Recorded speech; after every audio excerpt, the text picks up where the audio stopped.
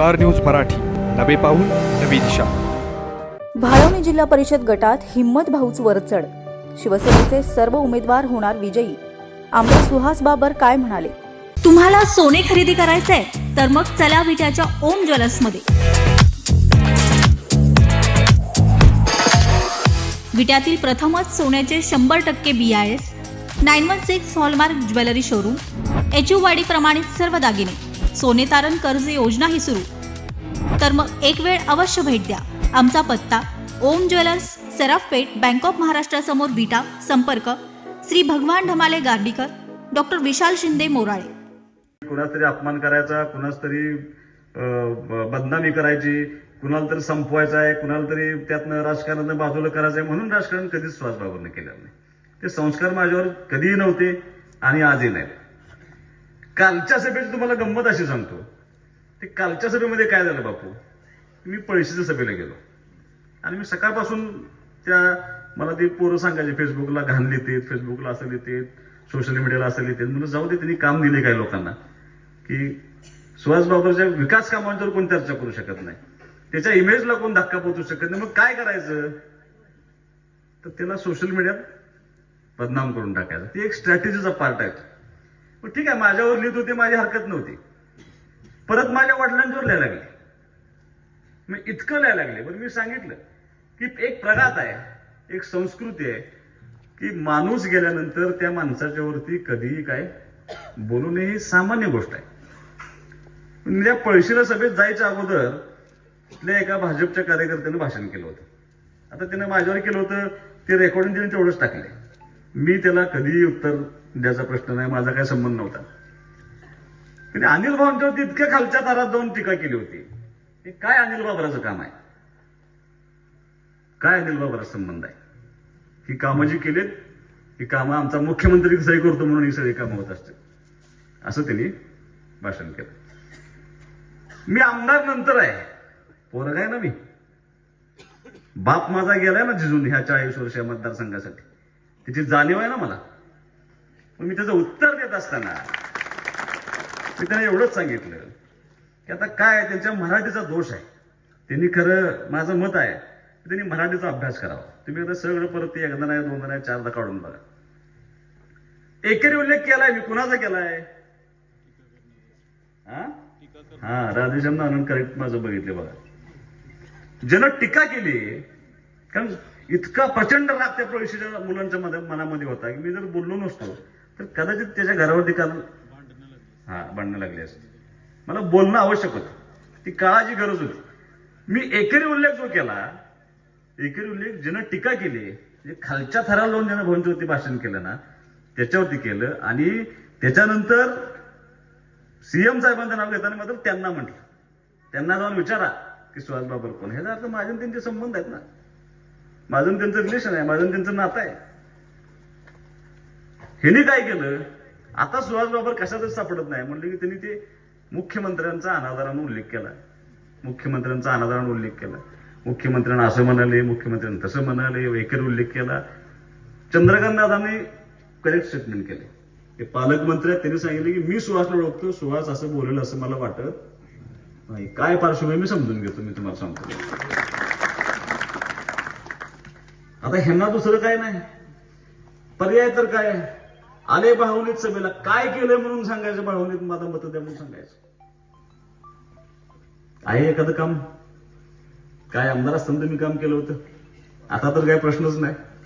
बरं, मी मुख्यमंत्र्यांचा एकेरी उल्लेख केला म्हणून तुम्ही सांगता. अहो, तुम्ही 6 महिन्यापूर्वी मुख्यमंत्र्यांचा एकेरी उल्लेख करत होता, 7 महिन्यापूर्वी. तुम्ही ज्या वेळेला वेगळ्या पक्षात होता त्यावेळेला या व्यासपीठावरून काय काय म्हटलंय, आता तुम्हाला मुख्यमंत्र्यांचं कळवळ आलाय. कधी विधानसभेला पराभूत झाल्यानंतर आपलं चमडी वाचली पाहिजे म्हणून तुम्ही जो प्रवेश केला ना भाजपमध्ये, त्याच्यानंतर तुम्हाला मुख्यमंत्र्यांची काळजी वाटायला लागली आता. आणि मुख्यमंत्र्यांचे माझे एवढे संबंध आहेत, मला करतील ना फोन, ते मला विचारतील तू असं म्हणलंयस, किंवा मी सांगेन त्यांना साहेब मी म्हणलोय का नाही म्हणलोय ते. त्यांना जर मी पार्श्वभूमी सांगितली की अनिल भाऊंच्या बाबतीमध्ये काही लोक अशा पद्धतीने वाक्य करत होते, कदाचित तेच त्यांच्यावर कारवाई करतील. आणि मग परत कुठंही पराभव दिसायला लागला की असं काहीतरी करायचं. ही संस्काराचे भाग आहेत. मी आजही तुम्हाला सांगतो, मी आजही मला कोणावरती तरी टीका करावी माझी अजिबात नाही. माझं उलट म्हणणं आहे की तुम्ही मराठीचा अभ्यास करून या आणि मराठीच्या अभ्यासातलं आणि माझं स्टेटमेंट त्याचं वाचा, ऐका. आणि मी परत शेवटला हे पण सांगितलंय, तिने अर्धच भाषण दाखवलंय. एवढं बोलून सुद्धा जर तो सुहास बाबरकडे परत काम घेणार आहे तर सुहास बाबर त्या पोराचं काम करणार म्हणून सांगितले जाहीर भाषण. का तर आपली ती संस्कृती आहे. माझ्यापर्यंत आलेला कुठलाही माणूस त्या कामापासून वंचित राहू नये ही भूमिका घेऊन काम करण्याचा प्रयत्न केला. मला आज बऱ्याच जणांचे फोन आले की तुम्ही घाबरू नका, तुम्ही जसं म्हणलं आता, घाबराच काय कारण आहे. माझं मत असं आहे की मी माझ्या वडिलांचा अपमान झाल्यानंतर मी मुलगा म्हणून काय भूमिका घ्यायची की नाही घ्यायची, घ्यायलाच पाहिजे. आणि ह्यासाठी मला माझा राजकीय बळी गेला तरी बेहतर. त्याला काय फरक पडतो. सुहास बाबर आमदार असला म्हणूनच ह्या माणसांचं प्रेम राहणार आहे. आणि सुहास बाबर आमदार नसेल तर ही माणसं माझ्या घराकडे येणार नाही असं अजिबात होणार नाही. मी बापू राजकारणामध्ये यश अपयश सगळं बघितले, चांगले दिवस बघितलेत, वाईट दिवस बघितलेत. माझ्या वडिलांनी मला शिकवलंय की सगळं असताना शाण्यासारखं वागायचं, म्हणजे नसताना त्रास होत नाही. त्यामुळे मला माहिती आहे ना आपली जबाबदारी काय आहे, मला या गोष्टीची जाणीव आहे. मी कुठल्या परिस्थितीतनं ह्या विधानसभा मतदारसंघाचं नेतृत्व करतो ह्याची मला जाणीव आहे. म्हणजे आई वडील गेल्यानंतर मी ज्यावेळेला सगळ्यांना आव्हान करत होतो की कुणाला तरी माझ्या आईची भूमिका पार पाडावं लागेल, माझ्या वडिलांची भूमिका पार पाडावं लागेल, संग्राम बाबा ह्या विधानसभा मतदारसंघातल्या एक ना एक माणसानं, एक ना एक माझ्या माता भगिनीनं माझ्या आव्हानाला प्रतिसाद दिला. कुणीतरी माझ्या वडिलांची भूमिका पार पाडली, कुणीतरी माझ्या भावाची भूमिका पार पडली आणि या सगळ्यांनी माझ्या माता भगिनींची भूमिका पार पडली. इतिहासात कधी असं घडलं नव्हतं. एवढं प्रचंड मोठं मताधिक्य सुहास बाबांना दिलं ना तुम्ही सर्वांनी मिळून. 78,000 मताचं मताधिक्य मी जिंकून आलोय. ते काय फक्त सहानुभूती होतीच, सहानुभूती मी नाकारणारा कार्यकर्ता अजिबात नाही. माझ्या वडिलांची सहानुभूती होतीच, पण मी जिल्हा परिषद पंचायत समितीला 10 वर्ष काम केलेलं कार्यकर्ता आहे. त्या बाळवणीमध्ये तुम्ही कुठल्याही घरात जावा आणि तुम्ही सुहास बाबरला तुम्ही जिल्हा परिषद पंचायत समितीमध्ये काम करत असताना तुम्हाला त्याचं काय योगदान दिसलंय का नाही एकदा विचारून तर बघा. लोक तुम्हाला सांगतील की नाही 100% त्या पोरानं काम करण्याचा प्रयत्न केलाय. यशवंत पंचायत राज अभियानामध्ये आम्ही पंचायत समिती आमच्या राज्यात पहिली आणली होती. काय असतं यशवंत पंचायत राज अभियान की त्या पंचायत समितीचा 5 वर्षाच्या कारभाराचा लेखाजोखा जर ते प्रामाणिक केला असेल, पारदर्शीपणाने केला असेल तर त्या पंचायत समितीचं IAS अधिकाऱ्यांच्या मार्फत गुणांकन होतं बाबा. आणि ती पंचायत समिती राज्यात पहिली अशी नाही. आम्ही झडपीला गेलो, आम्ही जिल्हा परिषद राज्यात पहिली आणली होती. मग इतकं प्रामाणिक काम करत असताना माझ्यावरती प्रसंग आला आणि त्या प्रसंगानंतर मी आज विधानसभेमध्ये तुमच्या सर्वांच्या आशीर्वादाने गेले. आज मला 1 वर्ष पूर्ण झाली. ह्या 1 वर्षामध्ये सुहास बाबर कधीही व्यक्तिगत काम करून कुठल्या नेत्यापाशी गेला नाही. बदलीचं पत्र न देणारा एकमेव आमदार आहे 288 पैकी. राग येतो कार्यकर्त्यांना, पण आपण काय स्टेटस जपायचं ठरवलं. आपण भूमिका घेत असताना मला ज्या लोकांनी निवडून दिले त्या लोकांच्या हितासाठी जे जे निर्णय करता येतील, जेवढं काम करता येतील ते करण्याची भूमिका घेऊन आजपर्यंत काम करण्याचा मी प्रयत्न केला. आणि माझा तुम्हाला शब्द आहे, कितीही मोठी संकट येऊ द्यात माझ्यावर, त्याला डगमगणारा कार्यकर्ता मी नाही. एखादा घरात बसला असता एवढ्या बातमी आल्यावर, एक न्यूज चॅनल असं नाही त्यांनी बातमी लावली, एक न्यूज चॅनल काय मला फेमस व्हायचं हवं नाही. आणि मी अनेकदा कार्यकर्त्यांना सांगतोय की मी मर्यादा घालून घेतली. मला त्याची जाणीव आहे की सुहास बाबर काय जिल्ह्याचा नेता व्हायला चाललेला नाही. मी बापू बऱ्याच जणांना भाषणात सांगितलं होतं, राहुल हसतोय पाठीमागं, अरे मला करू नका जिल्ह्याचा नेता, आपण काय एवढं मोठं आहे का. मी मतदारसंघाची मर्यादा घालून घेतली होती. आता त्या नगरपालिकेच्या निवडणुकीला लोकांना असं वाटतं की सहज निवडणूक जिंकली, ती तर सहानुभूतीवर नव्हती. 2 वर्ष प्रयत्न करतो ना मी त्या नगरपालिका जिंकण्यासाठी. त्या नगरपालिकेच्या हद्दीमध्ये 200 कोटीच्या वरचा निधी आपण त्या ठिकाणी काम करण्याचा प्रयत्न करतोय. 2 वर्ष मी तिथं काम करतोय, राबतोय. 14,000 घरामध्ये सुहास बाबर जाऊन आला ना ह्या 6 महिन्यात मागच्या. त्यांना विनंती करून आलाय, एक संधी आम्हाला देऊन बघा. आणि त्या लोकांनी दिली संधी मला. प्रचंड मोठं यश मला त्या ठिकाणी दिलं. तुमचा जरी आरोप केला असला बरं का, उलट्यात उलट म्हणणं आहे, त्यांनी जे तुम्हाला शब्द वापरले की नाही तिथं ते त्यांच्या बाबतीत वापरले जातात. कारण त्यांचा अनुभव असा आहे, ते ज्या पक्षात जातात म्हणजे आता हा अनुभव विठ्ठल साहेबांनी घेतलाय, मुळीक बापूंनी घेतलाय, आमच्या तात्याने घेतलाय, आता बाकीचे घेतील. मला काय त्याबद्दल काय म्हणायचं नाही. पण कशाच्या जीवावर राजकारण करतो सुहास बाबू? जादू करण्याच्या जीवावर. माझ्या घराला अनिल भाऊ 40 वर्ष राजकारण कधीच सीसीटीव्ही बसवला नव्हता. मी विधानसभेच्या वेळेला बसवला. महादेवाच्या मंदिरात सुद्धा आणून टाकलं होतं. माझ्या घराला लागून महादेवाचं मंदिर आहे. मी कधी बोललो नाही या विषयावर. आता जन काय तक्रार झाल्या होत्या, ज्याला कुणाला मारलं होतं ते हरवडे काकांचा खास माणूस आहे. त्यानं आज तक्रार दाखल केली आहे. तक्रार काय आहे त्याची? की ज्यांनी त्याच्यावरती हा आरोप केलाय त्याची जमीन लाटली आहे मी. ज्याचं व्हॅल्युएशन 25 कोटी रुपये आहे. आणि त्या जमिनीच्या व्यवहारापोटी हे असलं काहीतरी त्या दोघांच्यात चालू आहे. आणि आरोप कोणावर? एकदा इथं तपासून बघा. तुम्ही प्रत्येक निवडणुकीला प्रचार कमी पूजा जास्त करता. मी सकाळी 7 वाजल्यापासून प्रचार चालू करतो, रात्री 1 वाजेला प्रचार करतो. आणि आरोप माझ्या मला राजकारणामध्ये सगळं असावं. माझं या नाही व्यासपीठावरती सांगा तुम्ही काय केले भावनेसाठी. मी तुम्हाला सांगतो काय केले भावनेसाठी. महेश दादांनी त्यांच्या भाषणामध्ये सांगण्याचा प्रयत्न केला की विट्यापासून, ढवळेश्वर पासून, कळंबी पासून, पंचलिंगनगर पासून भावने येणारा रस्ता ओढ्यावर होता. तुम्ही 10 वर्ष आमदार होता. इतकी प्रचंड मोठी वाहतूक होती. तुम्हाला नाही कधी वाटलं हा रस्ता मोठा व्हावा? 3.5 मिनिटाचा रस्ता होता. भाऊ आमदार झाले. भाऊनी मुख्यमंत्री ग्राम सडक योजनेमध्ये रस्ता मंजूर केला. भाऊनी इथं भाषणात सांगितलं की 5.5 मिनिटाचा रस्ता मी मंजूर करतो. हे ते येऊन सांगितलं. आमदार खोटं बोलते म्हणला. मुख्यमंत्री ग्राम सडक योजनेचा रस्ता हा 3 मिनिटाचा असतो. त्याची चूक नव्हती. त्याचा अभ्यास तेवढाच होता. त्यानं अनिल भाऊला ओळखलं नव्हतं ना खरं. अनिल भाऊने राज्याचा निर्णय बदलून आणला आणि पहिला रस्ता झाला मुख्यमंत्री ग्राम सडक योजनेचा, जो 5.5 मीटरने केला. तो विठा भाऊनी केला, तो अनिल भाऊनी केला होता. सुहास बाबर आमदार जरा पुढचा विचार करतोय. सुहास बाबर आज या खानापूर, आटपाडी, विसापूर सर्कलच्या मतदारसंघामध्ये 142 किलोमीटर रस्त्याचं काम चालू आहे. 8 मीटर 10 मीटर कॉन्क्रीट करण्याचं काम चालू आहे. 750 कोटी रुपये मी ह्या रस्त्याच्या कामासाठी आणले होते. तुम्ही विटाल इंग्रज जाऊन बघा. खरसुंडीपर्यंत जावा. खरसुंडीपासून बलोडीला या. बलोडीपासून पाऱ्यात या. पाऱ्यात आता मंगरुळमध्ये जावा. तुम्ही मगाशी नाव घेतलं ते त्यांच्या घरात पुढे जातोय रस्ता. ती माझी इच्छा आहे. आता करू द्या काम. परत त्याच रस्त्यानं मायाड यावं लागेल. परत तिथनं पलूस पर्यंत जायचं आहे.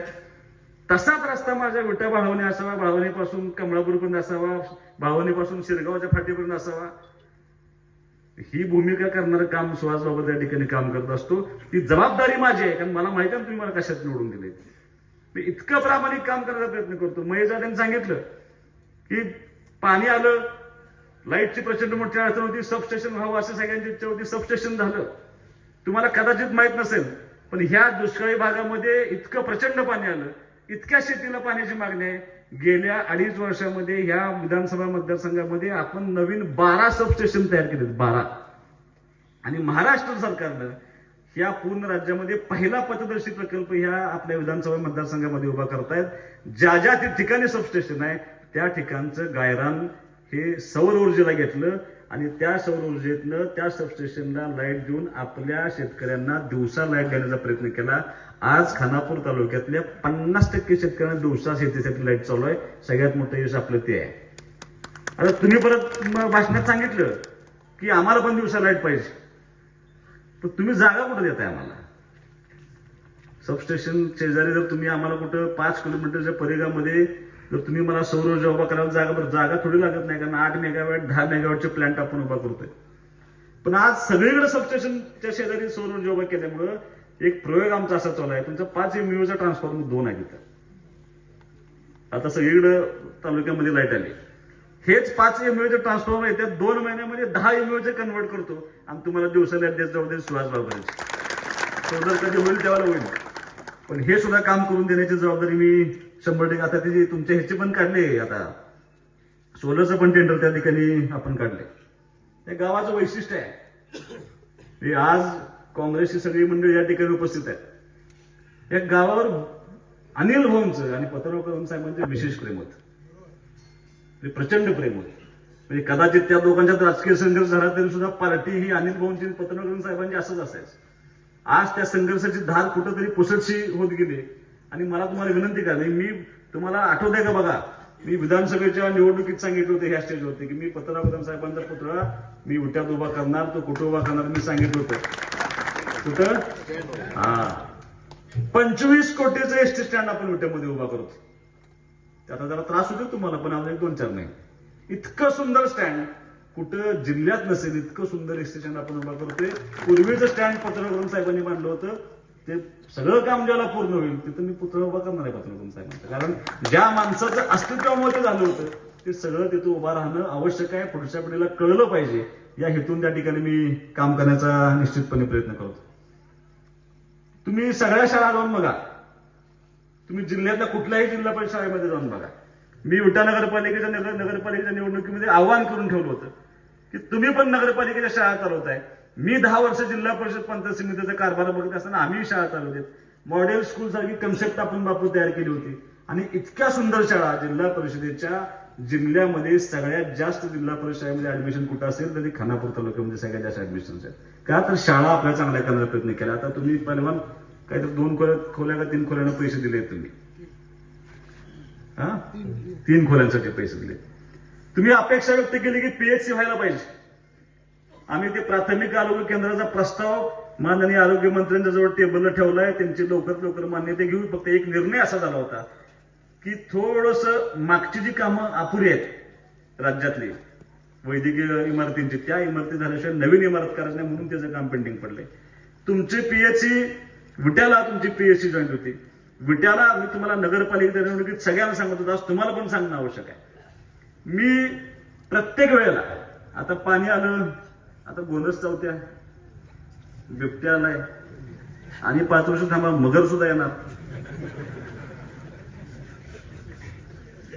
मग ह्या सगळ्याला उत्तर त्याच्यापेक्षा एखादं जळीत आलं, भाजलं, एक अनुभव आलाय आपल्याला. आपण ऍडमिट करू शकत नाही विट्यामध्ये, आपल्याला पुढेच पाठवावं लागतं पेशंट. सगळ्यात वाईट काय असेल तर आम्ही काम करताना अपघात झाला आम्हाला फोन येतो ना, त्या मुलाची परिस्थिती नसते, आम्ही सांगतो जावा सिव्हिलला, आणि सिव्हिल सर्जनला फोन करायचा ऍडमिट करून घ्या. साप चावलाय फोन करायचा ऍडमिट करून घ्या.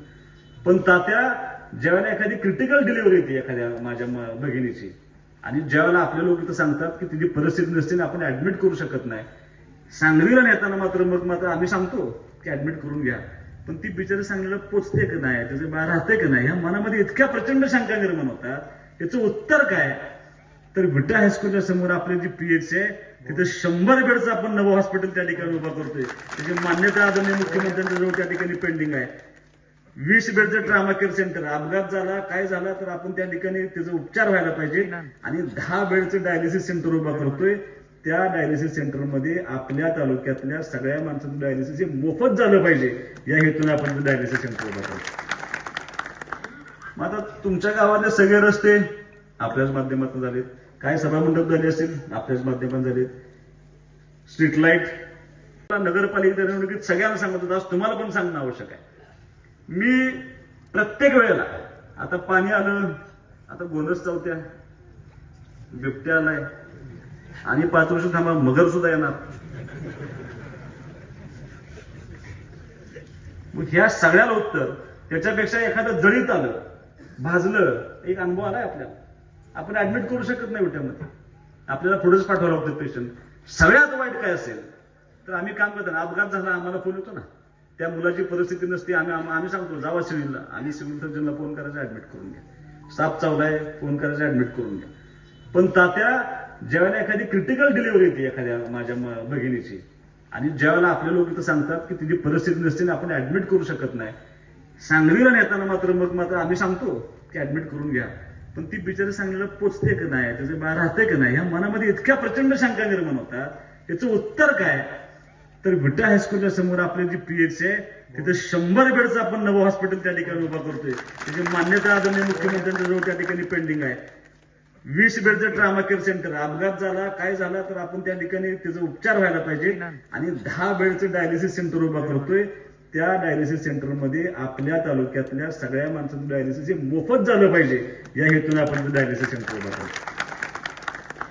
मग आता तुमच्या गावातले सगळे रस्ते आपल्याच माध्यमातून झालेत, काय सभामंडप झाले असतील आपल्याच माध्यमातून झाले, स्ट्रीट लाईट आपल्याच माध्यमातून झाल्या, शाळेची इमारत आपणच करतोय, नळ पाणी पुरवठा योजना आपणच करतोय, बंधारे आपणच करतोय, पाणी सोडायचं नियोजन आपणच करतोय, पोलीस स्टेशन आपणच बघतोय, प्रांत ऑफिस आपणच बघतोय, तहसीलदार ऑफिस आपणच बघतोय,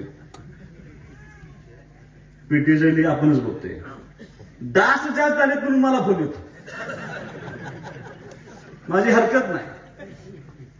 चिखलवाडीवरून मला फोन आला होता, बाबा अरे काय करतोस तू, डास नाही झाले. मी ग्रामसेवकाला पाठवून दिलं, म्हणलं गटर साफ केले का बोनेला, म्हणलं तर गटर साफ केलं नव्हतं. त्याला सांगितलं स्वच्छ करून घे. काल रात्री 1 वाजता फोन आला, मी कुठल्या बारचं नाव घेणार नाही, बार मधनं फोन आला मला. मी फोन आला उचलला, म्हणलं काय नाही उचलताय नाही बघायला फोन करायला.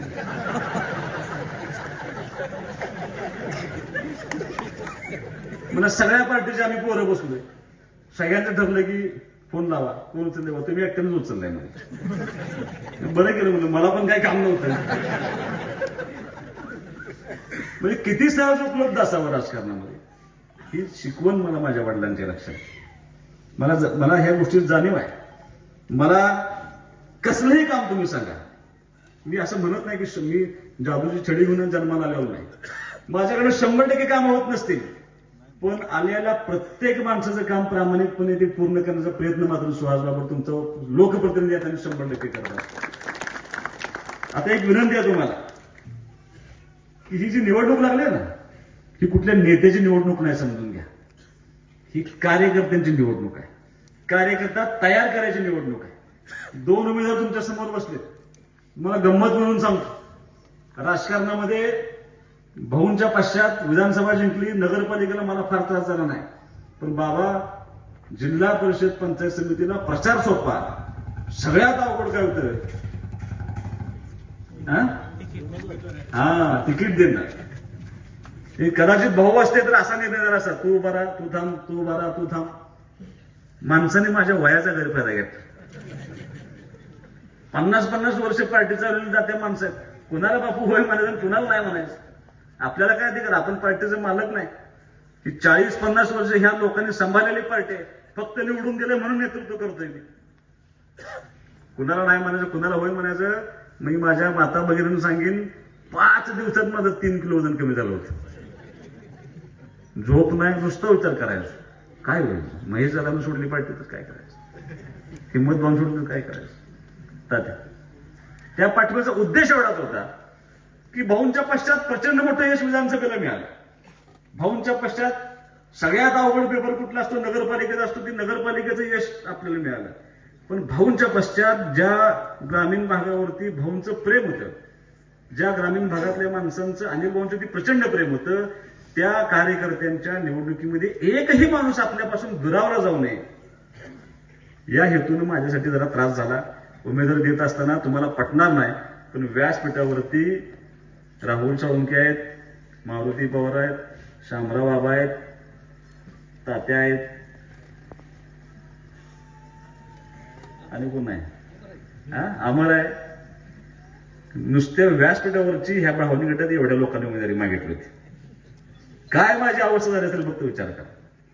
आणि फक्त एकच आहे की वैशिष्ट्य काय अनिल भाऊंच्या पार्टीचं, तर हे वैशिष्ट्य आहे की ज्यांना थांबायला सांगितलं ना ते सगळे थांबलेत, लक्षात घ्या, फक्त पार्टीसाठी. आणि काय क्रायटेरियावरती आम्ही उमेदवार दिली, तर माझं म्हणणं एवढंच आहे की तुम्हाला माझी विनंती आहे, तुमच्या गावात एक उमेदवार आहे, एक आळसनमध्ये उमेदवार आहे. तुमच्या गावात महेश गोरपडे किती वर्ष काम करतायत, काय तर त्यांचं योगदान आहे, जरा फाटकळ आहे. मी काही सगळं चांगलं बोलणार नाही, थोडं जरा ते आता काय होतं, काम करणाऱ्या माणसालाच माहित. म्हणजे मी इतकं शांत राहायचं, इतकं शांत राहीन, आता वडिलांच्यावर बोलल्यावर तरी बोललं पाहिजे की नाही मी. तसं महेश आता जरा कधीतरी येतं बाहेर, पण काम करून दाखवा त्याच्या, एवढं आपलं चॅलेंज आहे. समोरच्या कॅन्डिडेटला महेश दादाला एकत्र बसवा, सांगू द्या त्यांनी पंचायत समितीच्या आणि ग्रामपंचायतीच्या योजना, सांगू द्या काय कागदपत्र लागते, स्ट्रीटला उभा करायला काय केला तर सांगू द्या त्यांनी. एक जरी त्यातलं काम सांगितलं तर मी महेश दादाचा पाठिंबा त्यांना द्यायला होतो. देतात का बघा, नाही होऊ शकत तसं. आता तुम्हाला विचार करायची गोष्ट आहे की तुम्हाला मुद्दाम सांगतो मी, राजकारणामध्ये ह्या गोष्टी पाळल्या गेल्या पाहिजेत. कार्यकर्ता जर मोडून पडला, एक कार्यकर्ता तयार करायला 20, 30 वर्ष पार्टीला खर्च करायला लागतात. त्यामुळे तुम्हाला विनंती आहे की कार्यकर्ता ही कन्सेप्ट मोडता कामा नये. कार्यकर्त्याच्या पाठीमागे तुम्हाला सर्वांना ताकदीने उभं राहावं लागेल. बोलण्यात मागाशी कुणातरी आलं पाहुणं भाऊकी काय नसते. भालचंद्र कांबळेला मी विटा नगरपालिकेच्या निवडणुकीला उमेदवारी दिली, सख्ख्या भावाला त्याच्या विरोधात उतरवला. का तर भालचंद्र अर्ज माघार काढून गेले. भालचंद्रने सांगितलं कुरुक्षेत्राचं रण आहे, समोर कोणा बघायचं नाही, पार्टीने ठरवलं माझी उमेदवारी, मी पार्टीच्या सख्ख्या भावाच्या विरोधात तो लढला आणि जिंकला. त्यामुळं आता भाऊकी पाहुणे तुम्हाला माझी विनंती आहे, ठीक आहे, राजकारणामध्ये याला कुठं थरा दिला नाही पाहिजे. जी लोक काम करतायत, ज्या लोकांचं योगदान आहे, त्या लोकांसाठी तुम्हाला इथून पुढच्या काळामध्ये कष्ट घ्यावं लागेल, त्यांच्या पाठीमागे शक्ती उभा करावी लागेल, अशी विनंती मी तुम्हाला करायला लागलो. कामं कधीच संपणार नाहीत. मला माहिती ना, आता बाळवणीसारखं मोठं गाव आहे, तुम्ही कितीही कॉन्क्रीट रस्ते केले, कितीही इथून पुढे गटर केल्या, काही केलं तरी रोज नवीन काम येणार आहे. तुम्हाला फक्त विनंती एवढीच आहे, तरुण मुलांना माझी विनंती आहे की तुम्ही सुहास बाबाच्या निवडणुकीचा निर्णय केला होता ना, 2 उमेदवारांच्या मध्ये तुलना केली होती, कोण चांगला आहे कोण वाईट आहे, आणि तुम्हाला मी चांगला वाटलं म्हणून तुम्ही मला मतदान करण्याचा प्रयत्न केला. आज सुद्धा तुम्हाला तो निर्णय करावा लागेल. कुठली पार्टी आपल्या उपयोगाला पडते, कोण दिवस रात्र या भागामध्ये काम करते का. मी काय फक्त उमेदवार म्हणत नाही, संजय मोदी धडपडतायत ना एकमेकाच्या विरोधात लढलेले. तुम्हाला कदाचित माहित नसेल, महेश दादा जेवढे फिरत नाही तेवढं ते फिरतात, मला फोन जोडून देतात प्रत्येक गावात जाऊन, त्यांचे जिथे जिथे संबंध आहेत तिथे. प्रत्येक माणूस तळमळीने काम करायचा प्रयत्न करतोय. माझी तुम्हाला विनंती एवढीच आहे की ही निवडणूक कार्यकर्त्यांच्या पाठीमागे उभा राहण्यासाठी तुम्हाला लढावं लागेल, ताकदीने लढावं लागेल. आणि आता पुढच्या पार्टीकडे दुसरं कसलंही भांडवल नाही, 2च भांडवल आहेत. एक, आज जे माझ्यावर प्रयोग केला, उद्या तुमच्यावर होणार आहे. मग आता तुमच्यापाशी याचं संजय मोती आमचं जमलं झाले काल आमच्या रात्री बैठक, राहुल सोळंके करायला लागलाय. अमरनं शब्द दिले आम्हाला की आम्ही आळसण वाढवून देतो, अमरनं शब्द दिले आम्हाला की आम्ही आळसण वाढवून देतो, आणि सुहास बाबर फुटलाय.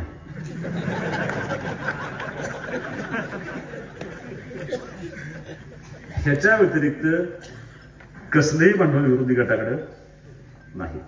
तुम्हाला माझी विनंती आहे, मी तुम्हाला केलेलं प्रत्येक काम जर सांगत बसलो तर आपल्याला अजून 3 तास भाषण करावं लागेल. मला इतकं काम करण्याचा प्रयत्न केलाय. उपकार करत नाही सुहास बाबा. सुहास बाबाची नैतिक जबाबदारी आहे. ह्या बळावणीनं पडत्या काळामध्ये सुहास बाबाला मदत केली. त्या बळावणीनं वडिलांच्या पश्चात, आईच्या पश्चात त्याला मुलाप्रमाणे सांभाळलंय. राजकारणामध्ये संदीप तात्या तुमचं माझं कधी फारसं योग आला नाही. काय जरा आपण एकमेकाला, मी नाही कधी दिलं, तुम्ही दिला मला शिवाय, मी नाही देत कधी, पण जरा एकदा येऊन बघा. सुहास बरोबर आलेला एकही माणूस हा मी कार्यकर्ता म्हणून जोडत नाही. माझ्या बरोबर भावनेत आलेला प्रत्येक मुलगा माझा मित्र म्हणून त्या ठिकाणी सांभाळण्याचा प्रयत्न मी काम करत असतो. इतकं प्रामाणिक काम करण्याचा प्रयत्न करत असतो. दुटप्पी धोरण माझं कधीच नसतं. संदीप तात्या जाहीर भाषणात तुम्ही या व्यासपीठावर सांगितलं होतं, विधानसभेची निवडणूक होती तात्या, आणि त्यावेळेला ते बापू तुमच्या गटाने लढत होती निवडणूक, आणि मी शिवसेनेत लढत होतो. हिंदुत्ववादी पक्ष आहे म्हणून सांगण्याचा प्रयत्न केला. इथं येऊन कोणतरी रती महारथी भाषणाला आणला होता, त्याने इतकं विषारी भाषण केलं, इतकं विषारी भाषण केलं की 2 समाजामध्ये तेढ निर्माण व्हावा. मी महाराष्ट्रातला पहिला विधानसभेचा उमेदवार आहे. तिनं या व्यासपीठावरनं भाषणात सांगितलं, मला मत देऊ नका पण भांडू नका म्हणलं, कारण सुहास बाबर मत घेऊन निघून जाईल, कोणतं भाषण करून निघून जाईल, राहायचं आहे तुम्हाला म्हणलं. तुमची 100 2 वर्षाची घरं तुमच्या लोकांची, त्या रोज तुम्हाला एकमेकांना बघायचं आहे. माझ्यासाठी भांडू नका, मला मत देऊ नका असं सांगणारा मी कार्यकर्ता आहे. आणि ज्यांनी सांगितलं की हा हिंदुत्ववादी पक्ष आहे, असं आहे तसं आहे, आता कुठं आहे फक्त बापू. परत तुम्हाला माझी विनंती आहे,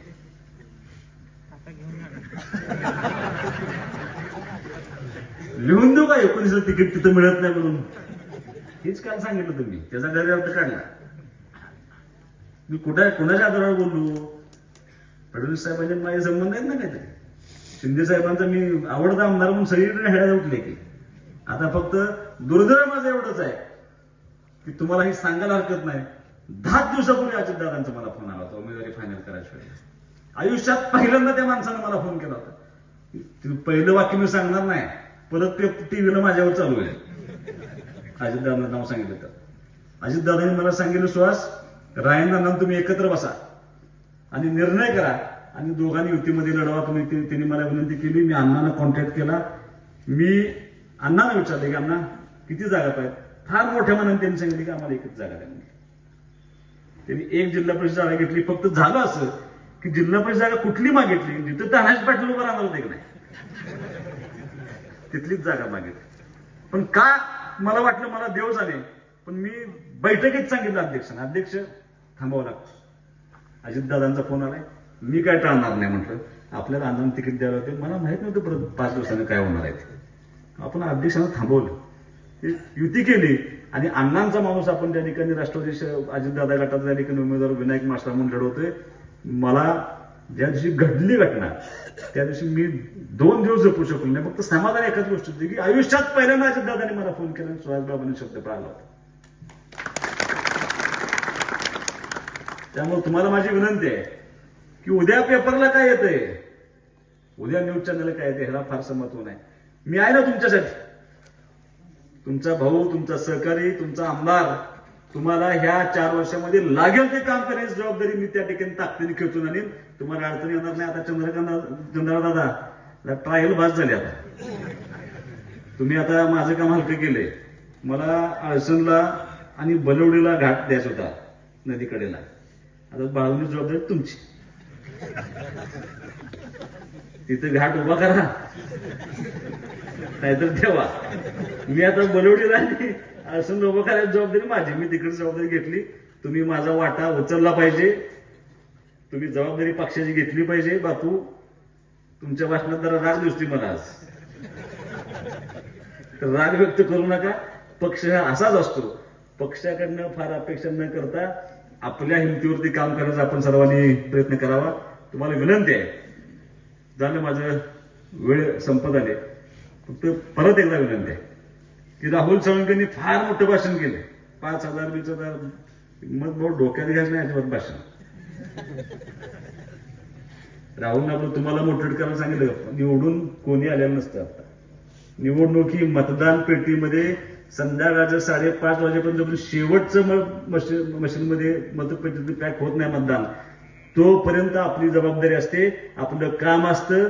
आणि सगळ्यात वाईट दिवस निवडणुकीने कुठले असतात तरी शेवटचे 2 दिवस असतात. लक्षात घ्या. कार्यकर्त्यांना माझी विनंती आहे की अजिबात गाफील राहू नका. सगळे प्रयोग होणार, ताकदीने हल्ला होणार. मी सांगतोय काय, माझा त्या महानगरपालिकेशी मी तुम्हाला शपथ सांगतो, पक्षाने जबाबदारी दिली. पक्षाला कसं नाही म्हणायचं म्हणून मी लढलो. फक्त जरा डोकं जास्त आहे. कोण निवडून येते मला अंदाज आला होता. तिथे जरा जास्त ताकद आहे, दोघं निवडून आले. पण माझ्या ध्यानीमनी पण नाही. ज्या दिवशी निकाल होता मी उठ्यातच होतो. आणि सत्ता जिंकायची असेल तर तो आकडा 40 असावा लागतो. आणि मी आपलं सहज भाषणात म्हणलो होते, सांगितल्या की आम्हाला घेतल्याशिवाय सत्ता होणार नाही. आणि मी निकाल दिवशी आपलं मला पहिला फोन आला, सागर वनखंडी विजय झालाय. मला फार आनंद झाला की जिथं अस्तित्वच नव्हतं शिवसेनेचं तिथं शिवसेनेचा पहिला नगरसेवक आपण निवडून देण्यामध्ये यश होतं. मला आनंद झाला. 1 तास गेला दुसरा फोन आला की युवराज गावडेकर निवडून आले. मला आणि डबल आनंद झाला. मी आपल्या शिंदे साहेबांना फोन केला, साहेब 2 निवडून आले म्हणलं आपण. आणि मला जेवावं जरा पडावं म्हणलं घरी जाऊन. जेवलो आणि एखादा फोन आला, या म्हणलं का 39ला भाजप थांबले म्हणून तुमचे 2 आलेत म्हणून. बरं मला भीती काय की आमचं 2 गडी जाण्यात म्हणजे बरोबर. मी जेवलोच नाही. मी तसंच गाडीत बसलो आणि सांगली गेलो. आपण त्या दोघांना भेटलो, व्यवस्थित केलं. दुसऱ्या दिवशी बातमी, किंग मेकर स्वार. काय आमचा किंग मेकर, तुम्ही राष्ट्रवादीने घेऊन सगळं उद्योग करून टाकला. काय आम्ही किंग मेकर नव्हतो, काय नव्हतं. नगरपालिका जिंकली ही आपल्या कामावर जिंकली. महानगरपालिका त्या दोघांच्या कष्टावरती आणि आपल्या प्लॅनिंगवरती जिंकली. मी ह्यांना ओरडून सांगते बरं का, उगाच मला त्या जिल्ह्याच्या नेतृत्वाच्या चर्चा फेसबुकला ह्याला करू नका. मला त्या त्रास होईल. तो त्रास जो आजचा आहे ना तो त्याचा आहे लक्षात. तो त्रास मला काय फडणवीस साहेबांचं नाव कसं घेतलं ह्याचा त्रास नाही. आणि अजून तुम्हाला सांगतो, फार गरीब माणूस आहे मी, फार किरकोळ माणूस आहे. उगाच मला त्यात अडकून आता ही सगळी मिळून माझ्यावरती येतील एक दिवस. अहो महाराज नाही बापू, राजकारण राजकारणामध्ये ही सगळी मिळून जर माझ्या तुटून पडली तर मग मात्र माझा कार्यक्रम ही सगळी मिळून करतील. तुम्ही मगाशी म्हणला म्हणून तर की नेता कसा असावा, मी आपलं चंद्रकांत बोट केलं तर मी तर जाड असावा की नाही. आपलं काय आहे आम्ही दोघं बी तुमच्यावर आहे. शेवट पण राहावं झालंय. चंद्रराव दादा डोक्यात आता मगाच पण तुम्ही सांगली जावा चाललंय मला. मी काय दादा खाण्यावर रट्टा सोडून जाणार नाही. सांगलीची व्यवस्था तुमची करायची असली तरी मी करून देऊ शकतो. त्यामुळं विनंती एवढीच आहे की सगळ्या कार्यकर्त्यांना, माझ्या माता भगिनींना एक संधी मागच्या वेळेला महेश दादांनी चुकली होती. एक हिम्मत भाऊंना मला वाटतं त्यांच्या आयुष्यातली शेवटची निवडणूक आहे. या दोघांनाही संधी द्या. इथून पुढच्या सगळ्या कामांची जबाबदारी तुमचा सहकारी म्हणून आम्ही सगळे पार्टीचे एकत्रितपणे, आता मला माझ्या दृष्टीनं यामध्ये मी कुठलीही पार्टी त्या मानणारा कार्यकर्ता नाही. एकदा तुम्ही मला मदत केली ना, ते उपकार माझ्यासाठी आयुष्यभर राहतात. तुम्हाला इथून पुढे लागेल ते काम, तुम्ही व्यक्तिगत असू द्या, सामाजिक असू द्या, ते सगळं करण्याची जबाबदारी हा तुमचा सहकारी कायमस्वरूपी करेल. एक संधी ह्या दोघांच्या पाठीमागे द्या, ताकदीनं काम करा. बरं, मला भीती काय की आमच्या 2 वेळी जाण्यात म्हणजे बरोबर मी जेवलोच नाही. मी तसंच गाडीत बसलो आणि सांगली गेलो. आपण त्या दोघांना भेटलो, व्यवस्थित केलं. दुसऱ्या दिवशी बातमी किंग मेकर स्वाद. काय आमचा किंग मेकर, तुम्ही राष्ट्रवादीने घेऊन सगळं उद्योग करून टाकला. काय आम्ही किंग मेकर नव्हतो, काय नव्हतं. नगरपालिका जिंकली ही आपल्या कामावर जिंकली. महानगरपालिका त्या दोघांच्या कष्टावरती आणि आपल्या प्लॅनिंगवरती जिंकली. मी ह्यांना ओरडून सांगते बरं का, उगाच मला त्या जिल्ह्याच्या नेतृत्वाच्या चर्चा फेसबुकला ह्याला करू नका. मला त्या त्रास होईल. तो त्रास जो आजचा आहे ना, त्याचा आहे लक्षात. तो त्रास मला काय फडणवीस साहेबांचं नाव कसं घेतलं ह्याचा त्रास नाही. आणि अजून तुम्हाला सांगतो, फार गरीब माणूस आहे मी, फार किरकोळ माणूस आहे. उगाच मला त्यात अडकून आता ही सगळी मिळून माझ्यावरती येतील एक दिवस. अहो महाराज नाही बापू, राजकारणामध्ये ही सगळी मिळून जर माझ्या तुटून पडली तर मग मात्र माझा कार्यक्रम ही सगळी मिळून करतील. तुम्ही मगाशी म्हणला म्हणून तर की नेता कसा असावा, मी आपलं चंद्रकांत बोट केलं तर मी तर जाड असावा की नाही. आपलं काय आहे आम्ही दोघं बी तुमच्यावर आहे. शेवट पण राहावं झालंय. चंद्रराव दादा डोक्यात आता मगाच पण तुम्ही सांगली जावा चाललंय मला. मी काय दादा खाण्यावर रट्टा सोडून जाणार नाही. सांगलीची व्यवस्था तुमची करायची असली तरी मी करून देऊ शकतो. त्यामुळं विनंती एवढीच आहे की सगळ्या कार्यकर्त्यांना, माझ्या माता भगिनींना एक संधी मागच्या वेळेला महेश दादांनी चुकली होती. एक हिम्मत भाऊंना मला वाटतं त्यांच्या आयुष्यातली शेवटची निवडणूक आहे. या दोघांनाही संधी द्या. इथून पुढच्या सगळ्या कामांची जबाबदारी तुमचा सहकारी म्हणून आम्ही सगळे पार्टीचे एकत्रितपणे, आता मला माझ्या दृष्टीनं यामध्ये मी कुठलीही पार्टी त्या मानणारा कार्यकर्ता नाही. एकदा तुम्ही मला मदत केली ना, ते उपकार माझ्यासाठी आयुष्यभर राहतात. तुम्हाला इथून पुढे लागेल ते काम, तुम्ही व्यक्तिगत असू द्या, सामाजिक असू द्या, ते सगळं करण्याची जबाबदारी हा तुमचा सहकारी कायमस्वरूपी करेल. एक संधी ह्या दोघांच्या पाठीमागे द्या, ताकदीनं काम करा. अजिबात गाफील न राहता ह्या भाळवणीमध्ये प्रचंड मोठं मताधिक्य आपल्याला मिळालं पाहिजे, यासाठी तुम्ही सर्वांनी प्रयत्न करावा. धनुष्यबाण आपलं चिन्ह आहे, मग ते सगळ्यांना माहिती धनुष्यबाण चिन्ह. आपण बदलत आता बाकीच्यांना सारखं जरा इकडे जा तिकडे सांगायला, मागच्या हे नव्हतं आमचं आता हे आहे. आपल्याला तसलं काय करायला लागत नाही, आपलं चिन्ह फिक्स आहे. त्यामुळं धनुष्यबाणाचं चिन्हासमोरचं बटन दाबून ह्या दोघांना प्रचंड मताधिक्याने विजय करा, अशी तुम्हाला विनंती करून थांबतो. जय हिंद, जय महाराष्ट्र. हॅलो, आपल्या परिसरातील लेटेस्ट बातम्या पाहण्यासाठी स्टार न्यूज मराठी यूट्यूब चॅनलला आत्ताच सबस्क्राईब करा.